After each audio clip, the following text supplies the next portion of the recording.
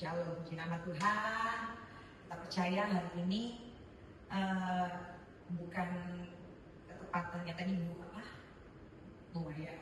tadi yang kedua tuh ya tentang bagaimana hampir sama dengan tema saya menciptakan manusia sebagai gambar Allah kan sejalan ini. Jadi membantu saya untuk mendapatkan ide-ide yang baru. Ya kita di sini mau belajar tentang penciptaan manusia sebagai gambar Allah. Mungkin di antara kita ya emang tahu kalau kita itu diciptakan segambar dengan Allah, tetapi di sini kita mau sama-sama belajar lebih dalam lagi tentang penciptaan manusia sebagai gambar Allah. Kita boleh lihat nanti atau boleh teman-teman buka Kejadian 1 ayat 26.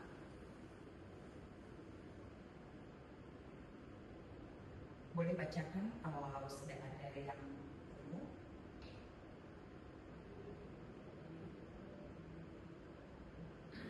Kejadian 1 ayat 26. Berfirmanlah Allah, baiklah kita menjadikan manusia menurut gambar dan rupa kita, supaya mereka berkuasa atas ikan-ikan di laut dan burung-burung di udara dan atas ternak dan atas seluruh bumi dan atas segala binatang melata yang merayap di bumi. Penciptaan manusia merupakan puncak karya kreatif Allah. Setelah Allah menciptakan alam semesta dan makhluk seluruhnya yang ada di dunia, dan terakhir Tuhan menciptakan manusia. Manusia diciptakan berbeda dari seluruh ciptaan lainnya. Manusia adalah Adam, istilah yang sama yang digunakan untuk istilah yang kadang-kadang digunakan untuk membedakan laki-laki dan perempuan. Jadi penciptaan manusia kita tahu adalah penciptaan yang istimewa, dan itu kita ini semua ciptaan yang istimewa. Alkitab mengajarkan bahwa manusia bukan ciptaan yang biasa. Dari semua yang Allah ciptakan, langit, bumi, tumbuhan, semua yang ada di dunia ini, ciptaan yang paling spesial kalau dibilang itu adalah manusia. Artinya manusia memiliki nilai yang sangat berharga di hadapan Tuhan. Setiap orang, setiap siapapun, di antara kita siapapun dia, martabatnya lebih tinggi dari semua yang Tuhan ciptakan. Hal ini mengingatkan kita bahwa hidup kita bukan kebetulan. Amin. Jadi kita boleh bilang saya adalah ciptaan Tuhan yang istimewa, dan kita nggak lagi bilang gini, ya keadaan kita begini ya mau kebetulan, udah nasib, nggak ada lagi begitu. Tuhan menciptakan kita dengan tujuan dan maksud yang baik. Jadi manusia merujuk pada keseluruhan umat manusia, laki-laki dan perempuan, dalam konteks modern sebagai pihak yang menganggap istilah tersebut kurang sensitif sensitif terhadap perempuan, sehingga mendorong penggunaan istilah netral gender seperti umat manusia atau kemanusiaan. Di dalam kata Ibrani yang digunakan adalah Adam, yang dapat merujuk pada Adam sebagai individu, laki-laki sebagai gender, umat manusia sebagai umum. Jadi manusia diciptakan menurut gambar Allah. Menjadi gambar Allah berarti sama seperti Allah secara fisik, tetapi manusia memiliki kemampuan yang mencerminkan sifat Allah. Kayak tadi, mau sepertimu Yesus, disempurnakan selalu. Jadi kemampuan yang berpikir, kemampuan membedakan benar atau salah, kemampuan mengasihi dan berelastasi, kemampuan yang Allah ciptakan, langit, bumi, tumbuhan, semua yang ada di dunia ini, ciptaan yang paling spesial kalau dibilang itu adalah manusia. Artinya manusia memiliki nilai yang sangat berharga di hadapan Tuhan. Setiap orang, setiap siapapun, di antara kita siapapun dia, martabatnya lebih tinggi dari semua yang Tuhan ciptakan. Hal ini mengingatkan kita bahwa hidup kita bukan kebetulan. Amin. Jadi kita boleh bilang saya adalah ciptaan Tuhan yang istimewa, dan kita nggak lagi bilang gini, ya keadaan kita begini ya mau kebetulan, udah nasib, nggak ada lagi begitu. Tuhan menciptakan kita dengan tujuan dan maksud yang baik. Jadi manusia merujuk pada keseluruhan umat manusia, laki-laki dan perempuan, dalam konteks modern sebagai pihak yang menganggap istilah tersebut kurang sensitif dalam sensitif terhadap perempuan sehingga mendorong penggunaan istilah netral gender seperti umat manusia atau kemanusiaan. Di dalam kata Ibrani yang digunakan adalah Adam yang dapat merujuk pada Adam sebagai individu, laki-laki sebagai gender, umat manusia sebagai umum. Jadi manusia diciptakan menurut gambar Allah, menjadi gambar Allah berarti sama seperti Allah secara fisik, tetapi manusia memiliki kemampuan yang mencerminkan sifat Allah. Tadi, ku mau sepertimu Yesus, disempurnakan selalu. Jadi kemampuan yang berpikir, kemampuan membedakan benar atau salah, kemampuan mengasihi dan berelastasi, kemampuan mengenal dan menyembah Allah. Amin. Semua ini menunjukkan bahwa manusia diciptakan untuk hidup dekat dengan Allah. Jadi tujuan Tuhan itu dari awal untuk kita dekat dengan Allah, mencerminkan karakter Allah, pribadi Allah. Allah adalah pribadi yang mandiri, tidak tergantung pada ciptaannya. Kadang kita bilang gini, kita diciptakan Tuhan untuk menyembah Dia. Oh, setelah saya belajar masuk ke dalam, tidak. Tuhan ingin menunjukkan kemuliaan Tuhan. Kemuliaannya, Dia mau menunjukkan itu. Jadi kita masuk lagi untuk belajar, kita mengerti. Tuhan luar biasa gitu ya. Allah tidak menciptakan manusia karena kesepian, butuh teman, kurang persekutuan. Karena Allah dalam Tritunggal, kalau kita belajar dalam Tritunggal, Allah Bapa, Allah Anak, Allah Roh Kudus sudah mempunyai hakikat yang satu. Karena Tritunggal adalah sudah ada kasih, persekutuan sempurna sejak kekal. Jadi kita jangan bilang, oh ya Allah menciptakan aku untuk menyembah Dia. Saya mau belajar banyak. Belajar banyak itu bukan untuk apa ya, untuk menjadi hebat, tetapi semakin oh Tuhan itu luar biasa sekali gitu ya. Tujuan hidup manusia memuliakan Allah dan menikmati Allah. Karena manusia diciptakan untuk memuliakan Allah. Makanya tujuan hidup manusia adalah memuliakan Allah. Nanti kita boleh lihat di 1 Korintus 10 ayat 31. Menikmati Allah dan bersuka cita di dalam Dia. Ini yang terkadang kita agak-agak bingung. Menikmati Allah dan bersuka cita. Tetapi yang kita masuk lagi di dalam, kita mengerti apa sih arti menikmati Allah dan bersuka cita buat Allah. Kehidupan rohani bukan sekedar kewajiban agama, tetapi hubungan yang menghasilkan sukacita sejati.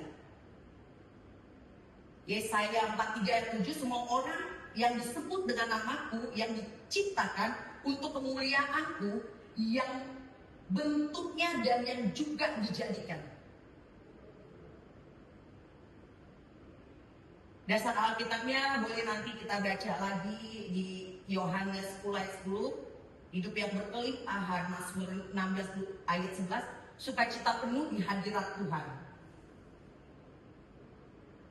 Tadi kita singgung bersukacita karena Tuhan, apa sih maksudnya? Di sini kita belajar Allah juga bersukacita atas manusia. Ketika manusia memuliakan Allah dan menikmati Dia, Allah sendiri bersukacita dalam persekutuan manusia. Ini kemarin itu jadi pertanyaan buat saya tanya apa sama dosennya, apa sih maksudnya, nggak ngerti itu kan. Ternyata Allah bersukacita kalau kita itu bersukacita. Ketika manusia memuliakan Allah dan menikmati Dia, Allah sendiri bersukacita dalam persekutuan manusia. Itu kita boleh baca di Yesaya 62 ayat 5. Allah bersukacita seperti mempelai laki-laki. Allah bersorak-sorai atas umatnya. Sukacita yang tak terkatakan. Banyak hari ini sukacita kita hilang ya, mungkin karena perjalanan hidup ya. Sama seperti tadi Bu Maya bilang, mau sama seperti Yesus, mau nggak mikul setiap perjalanan hidupnya? Gampang emang ku mau sepertimu Yesus kalau kita belajar bagaimana Tuhan begitu menderitanya. Karena sih udah gak sih ku mau seperti Yesus gitu. Colek dikit aja udah tanduknya Tetapi itu proses yang kita harus jalani. Manusia diciptakan dalam gambar Allah, berarti manusia serupa dengan Allah. Ada kemiripan. Saya nggak bilang gambar Tuhan itu seperti Alkitab katakan ada kemiripan tentu antara manusia dan Allah. Walaupun manusia tidak identik dengan Allah, manusia mewakili Allah di dunia ini.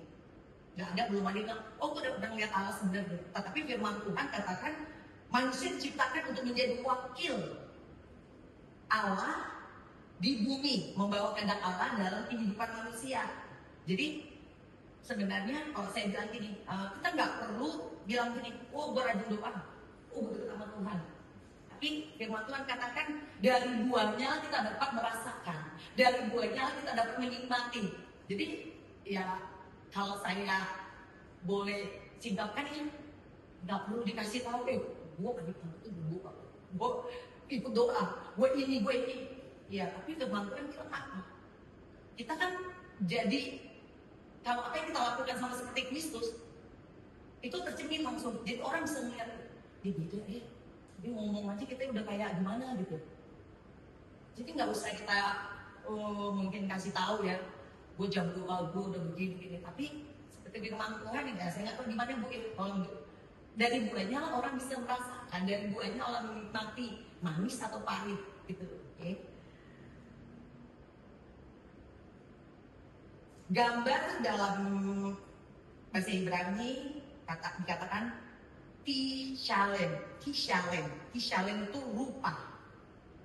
Demut itu dalam bahasa Ibrani menunjukkan suatu kemiripan tetapi tidak sama. Suatu kemiripan tetapi tidak sama. Bisa berfungsi sebagai representasi Yesus. Jadi jangan bilang kalau ada yang benar-benar bisa lihat Tuhan Yesus, itu masih seperti yang ini kita bahas, mirip tapi tidak sama. Manusia memiliki tubuh dan bagian material.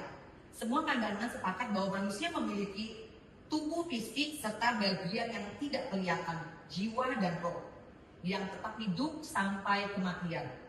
Manusia bukan hanya makhluk biologis tetapi makhluk rohani. Jadi di sini juga kita masuk dalam prinsip dikotomi dan trikotomi. Mungkin teman-teman saya juga lagi belajar, ternyata kita masuk juga. Jadi dikotomi itu tubuh jiwa, trikotomi itu tubuh jiwa dan roh. Jadi ini ada paham kita yang menganut paham di mana trikotomi, tubuh jiwa dan roh, tetapi tidak salah gitu. Jadi di sini kita mau belajar, pasti gitu kan? Jadi trikotomi itu pandangan ini menyatakan manusia terdiri dari dua bagian, tubuh, jiwa atau roh bagian material, roh bagian terdalam yang berhubungan langsung dengan Allah. Roh bukan bagian yang berbeda, tetapi istilah lain untuk jiwa. Alkitab sering memakai roh untuk menekankan hubungan manusia dengan Allah. Roh yang gak aktif secara khusus ketika seseorang lahir baru. Dikotomi, manusia terdiri dari tubuh, jiwa, jadi dua aja. Tadi kan kita di mana kita yang menganut sekarang 3 ya, tubuh, jiwa dan roh. Dikotomi, manusia terdiri dari tubuh, jiwa, satu bagian material yang sama. Maknanya istilah jiwa dan roh sering dipakai bergantian dalam Alkitab. Yesus adalah gambaran Allah yang sempurna, disebut gambaran yang tidak kelihatan. Manusia diciptakan segambar dengan Allah, tetapi Kristus adalah contoh yang sempurna dari gambar itu. Tujuan keselamatan adalah agar manusia menjadi serupa seperti Kristus. Maaf saya agak cepat karena ini panjang ya. Jadi ada aspek-aspek gambaran Allah, moral, spiritual, mental, kreatif, dan rasional. Jadi aspek moral itu manusia memiliki tergantung pada moral di hadapan Tuhan. Manusia memiliki kesadaran yang benar salah. Dosa merusak keserupaan manusia dengan Allah. Manusia bukan seperti hewan karena manusia bisa berdosa dan juga bisa hidup kudus. Jadi kalau hewan itu nggak ngerti dia mana kudus di mana, berbuat dosa di mana, jadi apa ya, plain aja gitu ya. Jadi aspek spiritual, manusia memiliki roh, jiwa, mampu berrealisasi dengan Allah, beribadah dan berdoa, bersifat kekal. Manusia diciptakan bukan hanya untuk dunia fisik, tetapi manusia diciptakan menjadi relasi kekal dengan Allah. Yaitu hubungan kita menuju membantu relasi kita. Aspek mental dan kreatif. Manusia memiliki kemampuan berpikir logis, abstrak, dan belajar. Manusia mampu mengembangkan ilmu teologi, seni, musik, bahasa, dan budaya. Perbedaan manusia dan hewan bukan hanya tingkat kecerdasan, tetapi perbedaannya yang sangat mendasar. Aspek rasionalnya, manusia mampu membangun relasi yang dalam. Contohnya, kita bisa menikah, kita bisa berkeluarga, kita bisa bergereja, itu relasi ya. Manusia juga memiliki mandat menerima ciptaannya. Manusia juga bukan hidup untuk dirinya, tetapi sebagai wakil Allah di bumi ini. Kita bisa saling kasih, tapi kalau binatang itu tidak bisa. Walaupun kadang gini, anjing kan bisa, tapi untuk masuk ke situ lebih luas lagi. Selanjutnya, dosa merusak gambaran Allah dalam diri manusia. Namun ketika tahu manusia jatuh ke dalam dosa, dosa membuat hubungan manusia dengan Tuhan menjadi rusak. Akibatnya manusia sering hidup sesuai dengan akibat manusia tidak lagi hidup dengan kehendak Allah. Manusia bisa melakukan kejahatan, kebencian, dan ketidakadilan. Tetapi ada kabar baiknya, walaupun demikian, gambaran Allah dalam diri manusia tidak hilang sepenuhnya. Manusia tetap berharga di hadapan Tuhan, tetapi membutuhkan pemulihan. Amin. Kristus memulihkannya sebagai gambaran Allah. Gambar baiknya adalah bahwa Yesus Kristus datang untuk memulihkan manusia. Melalui pengorbanan Kristus, manusia dapat dipulihkan dan diperbarui untuk kembali hidup sesuai dengan kehendak Allah. Ketika seorang percaya kepada Kristus, hidupnya mulai berubah sehingga semakin hari mencerminkan pribadi Tuhan. Jadi kita mungkin pribadi jangan merasa rendah diri ya. Udah dosa, udahlah gue. Tuhan gak akan berubah. Siapapun kita dulunya, siapapun damai, siapapun kita semuanya. Di saat kita memberikan diri kita untuk Tuhan memulihkan, Tuhan pasti memberikan gambar aslinya dalam hidup kita. Jadi dalam kesimpulan apa yang kita dapat hari ini, martabat manusia sangat tinggi. Itu yang perlu kita tanamkan dalam diri kita. Jadi apapun orang mau ngomong apa, bodoh amat. Jadi yang penting ini, di saat engkau benar dan tidaknya yang tahu engkau dan Tuhanmu. Jadi kalau kita sudah melakukan, bukan baik ya, baik juga bisa salah. Tapi kalau kita melakukan yang benar di hadapan Tuhan, ya kita tidak bisa membentuk mulut manusia, kan, pendapat manusia. Tetapi yang kita tahu dan kita belajar, saya juga sangat berkati melalui pelajaran ini. Karena gini, Tuhan bilang engkau berharga di mataku. Apapun yang kau lakukan, aku gak akan berubah, sifatku gak akan berubah. Sejahat apapun aku gak akan berubah. Gambaran Allah di dalam hidup kita itu tidak akan berubah.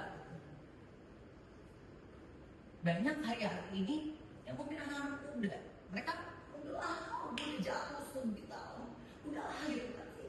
Kalau kita percaya gambaran Allah itu tidak akan pernah hilang dari hidup kita. Makanya apa gitu ya, tak bambang ya. Semangat bukan hilang ya. Kalau engkau tidak beringat, nanti nggak akan dapat. Sama seperti ini. Jadi apapun yang kita lakukan hari-hari ini, engkau yang tahu dengan Tuhan. Gambaran Allah adalah puncak ciptaan Allah, lebih mulia dibandingkan ciptaan lain, hewan, alam, bahkan malaikat sekalipun. Jangan bilang malaikat lebih tinggi derajatnya daripada kita. Derajat kita itu yang paling tinggi di hadapan Tuhan. Manusia punya nilai yang besar di hadapan Allah. Manusia diciptakan sebagai makhluk jasmani rohani, memiliki keserupaan dengan Allah dalam moralitas spiritual, akal budi, kreativitas, relasi, dan mandat menerima ciptaannya. Walau dosa merusak, martabat manusia tetap tinggi karena citra Allah tidak akan hilang dan kesempurnaan Allah tidak akan hilang dalam hidup. Saudara-saudara, manusia adalah cipta yang istimewa karena diciptakan menurut gambar Allah. Jadi saya ada ilustrasi. Ada sebuah cerita tentang seorang anak kecil yang sedang melihat sebuah kertas di tangan ayahnya. Ayahnya memegang kertas dan bertanya pada anaknya, menurut kamu berapa nilai, ibarat ini uang ya, uang ini? Anaknya menjawab 100.000 rupiah ya. Lalu ayahnya meremas sampai remas sampai kusut, sampai hancur lagi. Dan ayah bilang, ini berapa nilainya? Masih 100, itu mungkin ya bapak dengan ayah anak gitu ya.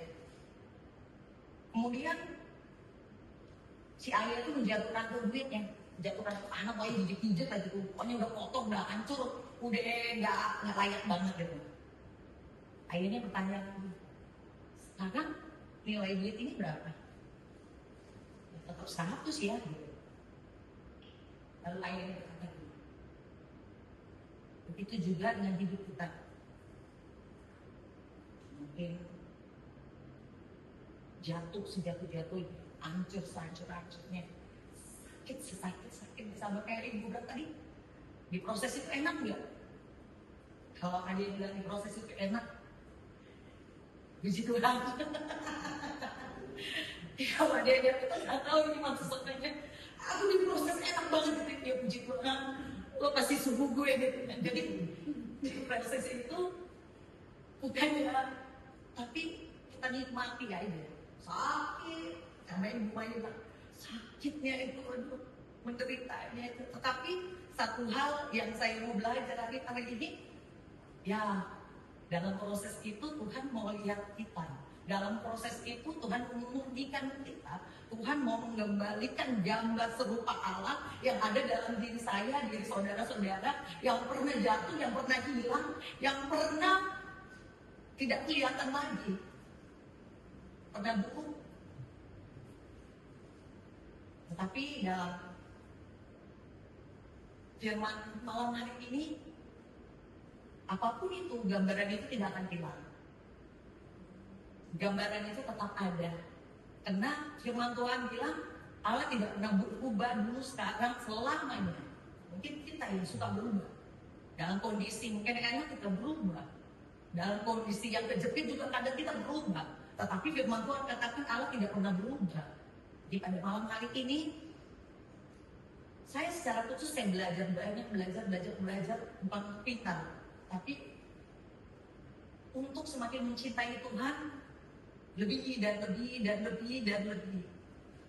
Banyak hal mungkin yang terjadi, banyak proses yang mungkin terjadi, dan kita semua juga tahu banyak proses yang kita alami. Tetapi satu hal, kabar baiknya, kita berharga di mata Tuhan, amin. Kita adalah ciptaan yang sempurna. Saya pernah dengar Pak Gembala siapa itu, dia bilang gini, di saat Tuhan ciptakan kita, dia berpikir yang lain, aku menciptakan berfirman Allah, tapi di saat dia menciptakan manusia, dia berenung sendiri. Kalau kita baca dia diam dulu gitu, dia pakai pikirannya, baru dia menghembuskan nafasnya. Jadi biarlah melalui firman ini, melalui pelajaran ini, dibukakan segala sesuatu yang paradigma kita, pikiran kita yang tertutup. Dan mungkin ada masih waktu sedikit, saya boleh minta tanggapan 1-2 orang untuk sharing kita pada malam hari ini. Apa tanggapan Bapak Ibu Saudara? Sangat menguntungkan karena segala sesuatu aspek dalam hidup kita itu hampir mirip dengan Tuhan yang menciptakan kita. Ini keistimewaan yang kita dapatkan. Ya, itu namanya anugerah dan karunia. Itu sungguh besar. Kalau kita tidak manfaatkan dengan baik apa yang Tuhan sudah bentuk, seperti bejana, dia bentuk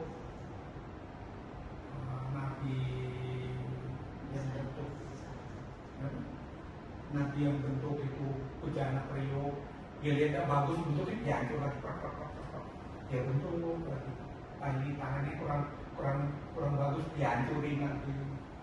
Nah, ini salah satu pembentukan pribadi Tuhan dengan pribadi kita manusia yang diciptakan itu sebetulnya sungguh sangat berbeda. Walaupun itu tujuannya adalah proses ya, tapi proses itu ada manisnya, ada istimewa, ada sesuatu yang menguntungkan buat kita yang diciptakan, buat saya pribadi. Dan seharusnya lah kita sebagai umat ciptaannya Tuhan itu membalas kebaikan Tuhan, karena kita ini diciptakan oleh Tuhan kita yang dahsyat. Walaupun belum sempurna, proses ya, diproses memang. Tapi memang proses itu sakit. Kadang-kadang nggak kuat, nggak mampu. Tapi Roh Kudus yang memberi kekuatan, kemampuan buat kita untuk menjalankan proses itu. Kita nggak perlu takut karena ada kemiripan Tuhan dengan kita. Tuhan tidak akan tinggalkan kita. Amin. Ya, yang selanjutnya. Terima kasih Pak buat komennya. Sekarang bagaimana? Oke, silakan Ibu Karinda.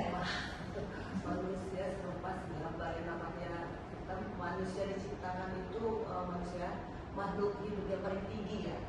Kalau yang namanya manusia itu pasti punya akal, budi, seperti ya seperti itu. Kalau kita punya akal, punya budi, punya pengertian, itu pasti udah suatu kebanggaan buat kita. Tuhan berikan itu buat kita ya. Kita tarik lagi dalam pelayanan kita ya. Untuk kita menjadi serupa segambar dengan Tuhan.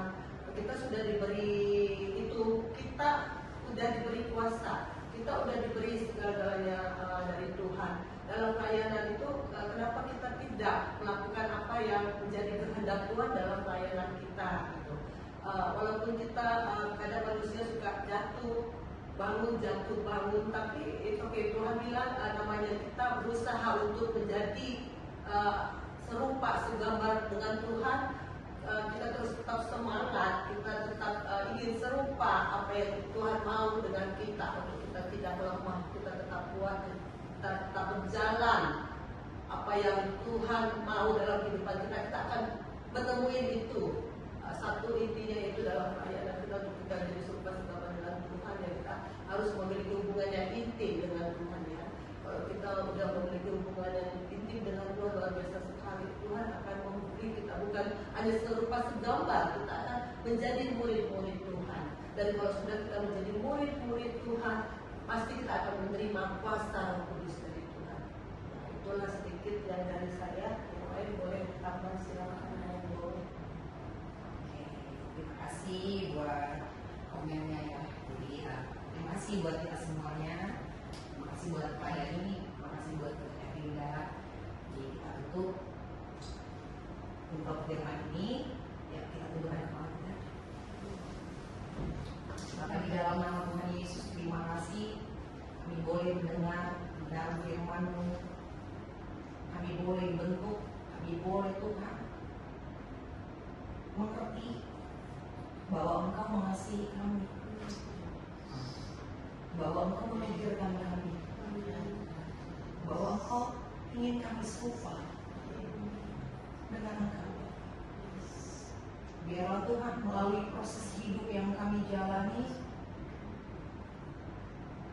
kami mau tetap setia, kami mau tetap taat, kami mau tetap bersabar, karena kami percaya Engkau sedang membentuk kami. Engkau sedang mempersiapkan kami, Bapa. Biarlah Tuhan, firman ini membuat kami semakin kuat,